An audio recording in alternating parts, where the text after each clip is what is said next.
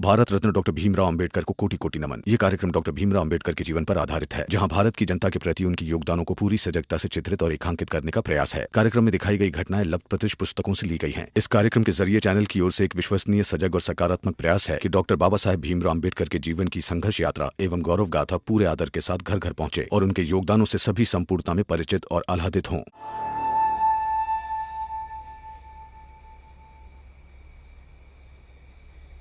वैसे आप लोगों की जात क्या है?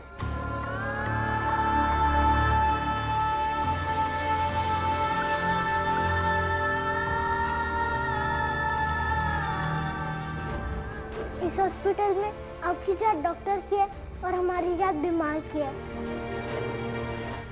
अंग्रेजी फौज से रिटायर्ड सूबेदार हूँ।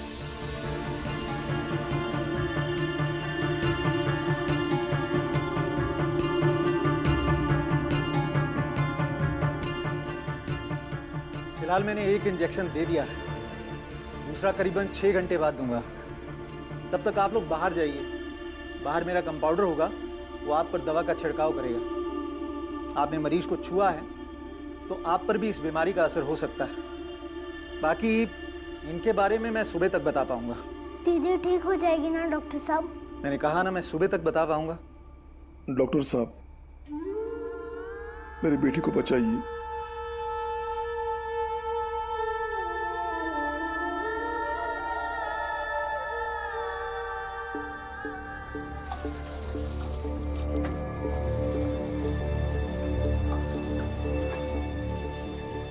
मैंने दवा छिड़क दिया है, कीटाणु मर गए होंगे। अब खतरे की कोई बात नहीं है। तुम लोग बाहर निकल के बैठो।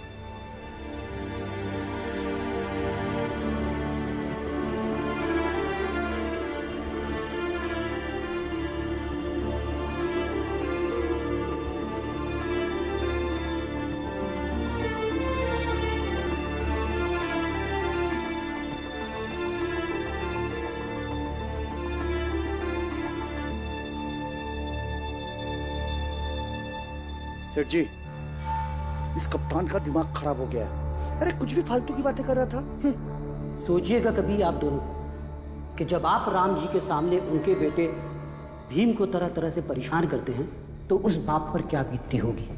मैं यहाँ अपने बेटे के बारे में पता करने आया हूँ और ये कह रहा है राम जी के बारे में सोचो।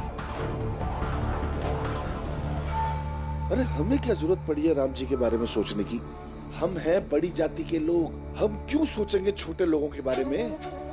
सही कह रहे सेठ जी। अरे हम पैदा ही हुए हैं उन पर मर्जी चलाने के लिए, और वो पैदा हुए हैं हमारी मर्जी सहने के लिए। वही तो, लेकिन ये बात इस कप्तान को कौन समझाए?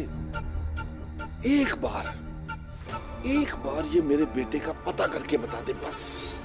बताएगा सेठ जी, बताएगा। जरा सोचिए, ये कप्तान जब हमारे मोहल्ले में जाएगा और इसे प्यास लगेगी तो ये पानी पीने के लिए राम जी सकपाल के घर नहीं जाएगा, आपके ही दरवाजे आएगा। और पानी का तो कर चुकाना पड़ेगा ना सेठ जी। चलो। पापा, दीदी ठीक हो जाएगी ना? दूसरा इंजेक्शन लगते ही दीदी ठीक हो जाएगी।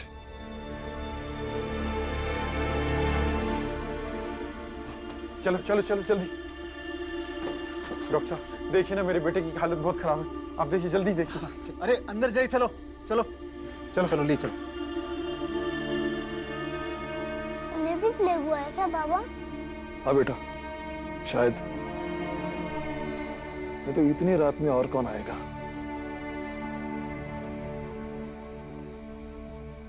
पता है ना कौन सी जात के हो तुम लोग? तो फिर बीच में क्यों बैठे हो? जाकर बाहर खड़े रहो। घूर क्यों रहे हो? आदमी पहचानता हूं मैं। देखो वो जो आए हैं ना, बहुत बड़े लोग हैं। अगर तुम्हें यहां बैठे दिखेंगे तो चिल्लाएंगे। अब फटाफट जाओ, चलो।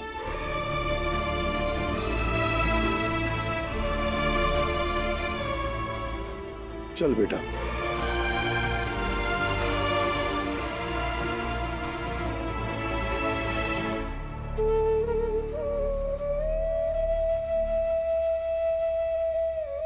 इंसानियत नाम की कोई चीज ही नहीं है। सिर्फ जात जात और जात। जात पूछते रहते हैं। मैं कभी समझ नहीं पाया कि एक इंसान दूसरे इंसान से चेहरा रूप से अलग हो सकता है, लेकिन उसकी शारीरिक रचना एक सी होती है। तो फिर ये भेदभाव क्यों, किस लिए? जाने दो ना बाबा, अभी बस दीदी की चिंता करो, दीदी ठीक हो जाएगी ना।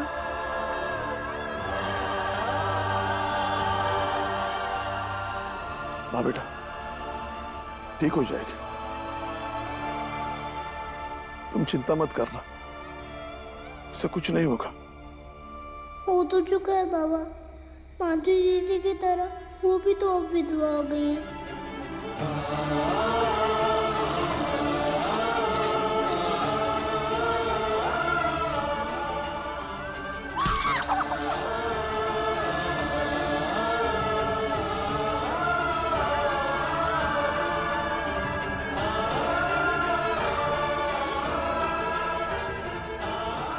सादा उबला हुआ खाना खाना पड़ेगा जिसे ये खुद से बनाएगी। हम दीदी के बाल तो नहीं काटेंगे ना, और न ही वो खुद से पानी लाने जाएगी, और न ही वो अलग खाना बनाएगी, हमारे साथ खाएगी, और हम अचार भी देंगे उन्हें खाने के लिए। बोलो ना, हम दीदी को खुद से अलग तो नहीं करेंगे ना? नहीं बेटा, कभी नहीं करेंगे, कभी नहीं करेंगे।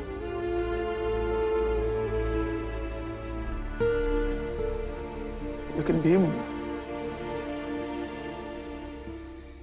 पति के बिना अकेली हो चुकी है, उसका जीना मुश्किल हो जाएगा। ऐसे कैसे जीना मुश्किल हो जाएगा? आप, मैं, आई, मंजुला दीदी, आनंद भैया, बाला भैया, बुआ, सब लोग मिलकर दीदी की जिंदगी को आसान करेंगे। बस पहले वो ठीक हो जाए, हम दीदी को घर ले चलेंगे।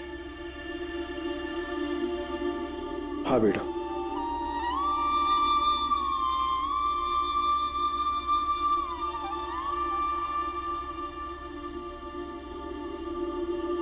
डॉक्टर साहब, मेरी बेटी कैसी है? देखिए, हम चाहकर भी आपकी बेटी को नहीं बचा सकते। आप ऐसा क्यों कह रहे? इस वक्त आप एकमात्र उम्मीद है हमारी। वो तो ठीक है, लेकिन हम पर भी दबाव होता है, हमें भी जवाब देना होता है।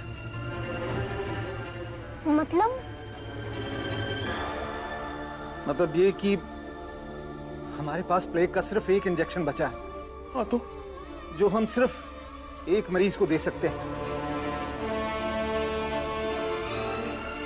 पहले इंजेक्शन के 6 घंटे बाद मैं यही इंजेक्शन आपकी बेटी को देने वाला था। अब पंडित जी का बेटा आ गया, अब उनके होते हुए इंजेक्शन मैं आपकी बेटी को कैसे दे सकता हूँ?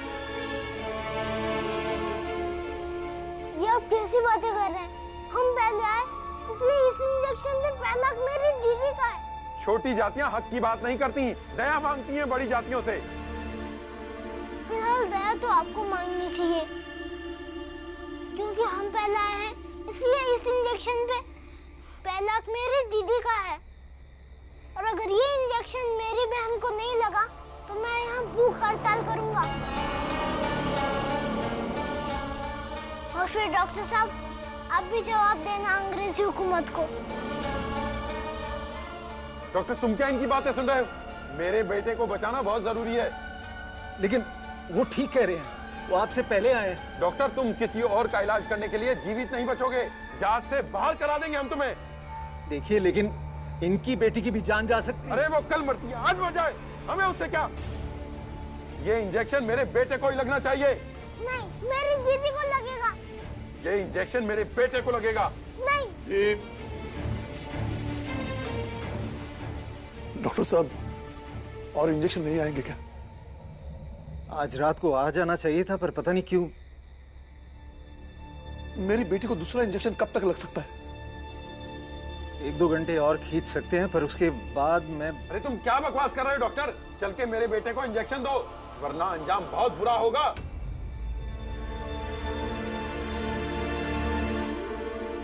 डॉक्टर साहब, इनके बेटे को इंजेक्शन लगा दीजिए, तब तक हम इंतजार करते हैं। बाबा ये आप क्या कर रहे हैं? भीम, दवा देना इनके हाथ में है, जिंदगी और मौत नहीं। अगर गंगा की किस्मत में जीना लिखा होगा तो उससे ये अधिकार कोई नहीं छीन सकता। और फिर दीदी के पास अभी 2 घंटे बाकी है। अगर इनके बेटे को तुरंत इंजेक्शन नहीं दिया तो ठीक नहीं होगा।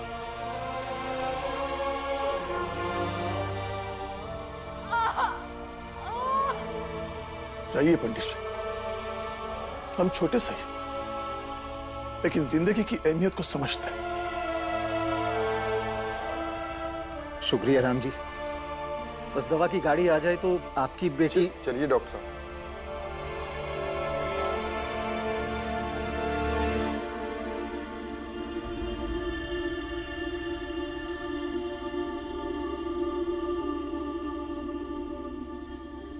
बाबा इंजेक्शंस कब आएंगी?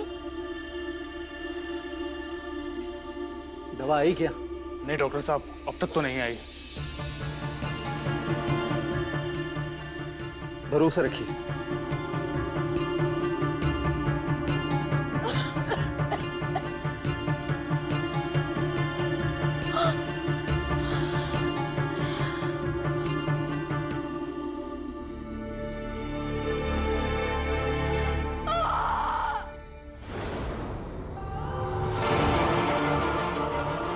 डॉक्टर, क्या हुआ?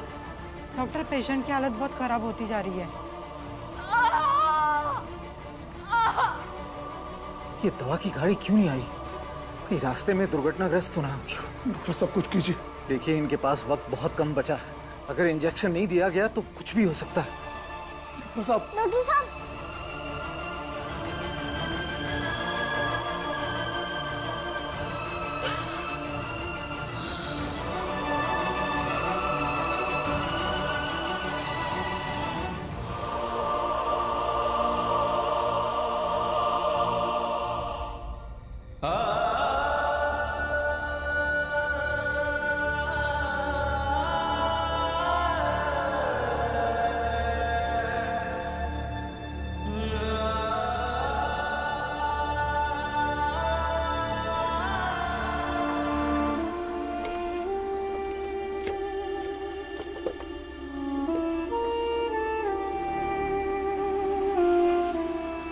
डॉक्टर साहब, डॉक्टर साहब, डॉक्टर इंजेक्शन आ गया। वॉर्ड बॉय, जल्दी से दवा का डिब्बा लेके अंदर आओ। जी।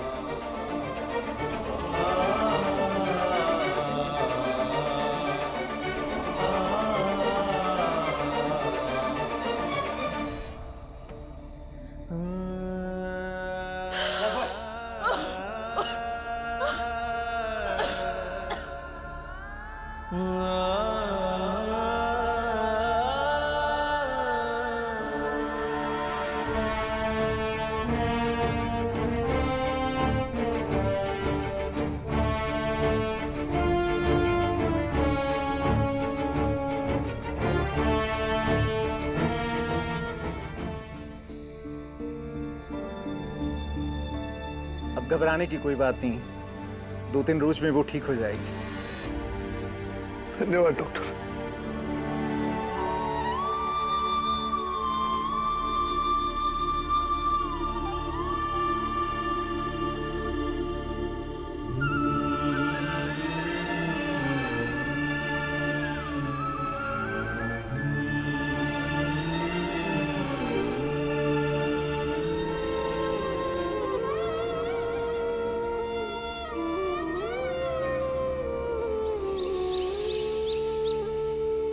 कबीर ना जरी कूड़े के बनहार हल्के हल गए बूढ़े तिनी सरभा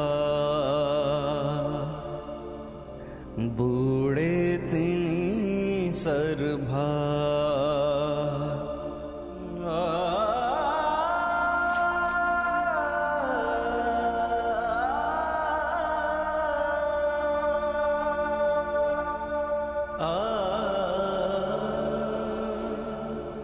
कबीर सीप समंद की रटे पियास पियास समुदहि तिनका करी गिने स्वाति बूंद की आस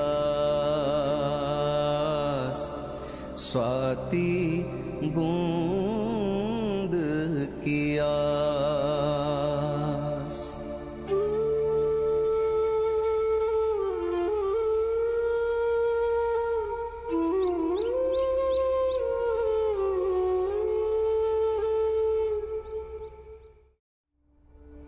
डॉक्टर साहब बहुत बहुत धन्यवाद। अगर आप ना होते तो शायद मेरी बेटी बच ना पाती। धन्यवाद तो मुझे आपका करना चाहिए राम जी। आप ही की वजह से मैं एक बहुत बड़ी गलती करने से बच गया। आपका दिल वाकई बहुत बड़ा है।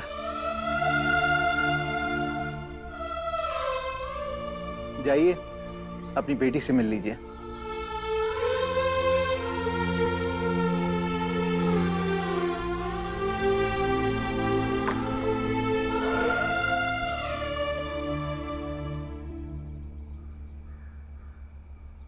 बेटा रो क्यों रही हो? सब ठीक हो जाएगा। बाबा इस बीमारी से मर क्यों नहीं गई? बेटा तुम्हारा दुख बहुत बड़ा है और तुम्हारा दुख कोई बांट नहीं सकता। लेकिन जब दुख बड़ा होता है ना तो उससे निकलने के लिए हमेशा वर्तमान और भविष्य की जिम्मेदारियों को भी सोचना पड़ता है ना। तुम्हारे दो छोटे छोटे बच्चे हैं, उनका भी ख्याल रखना है ना। हाँ?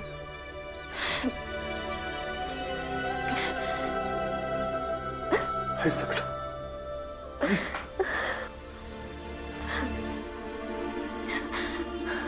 बाबा उनको तो पहले ही हमने बुआ जी के घर भेज दिया ताकि इन बीमारी का असर उन पे ना हो पाए। लेकिन जब बच्चों को पता चलेगा कि उनके बाबा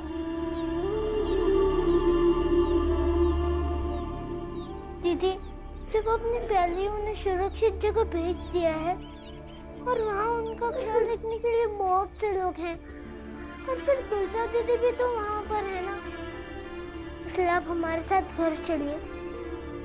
बाबा दीदी हमारे साथ हमारे घर चलेंगी, अपने ससुराल नहीं। हमारे साथ रहेंगी तो हम इन्हें हिम्मत देंगे, नहीं तो इनकी सास सिर्फ इन्हें कोसेंगी और इनका दुख और बढ़ाएंगी।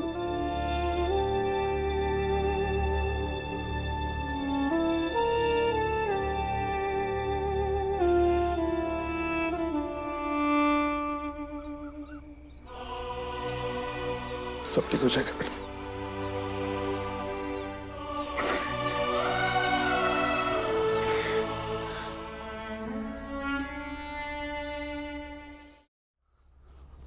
सेठ जी हमारे गांव में भी प्लेग आ गया। क्या बात कर रहा है?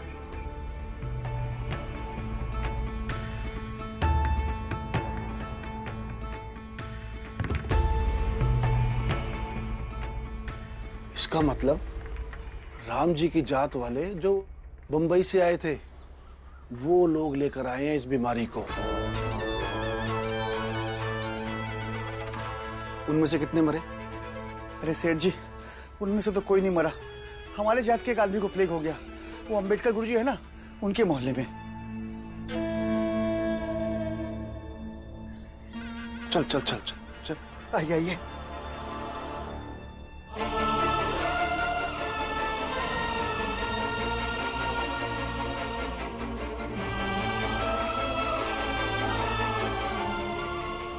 बीमा बाई ये देखेगी तो पता नहीं कैसे बर्दाश्त करेगी। संभालना बहुत मुश्किल होगा।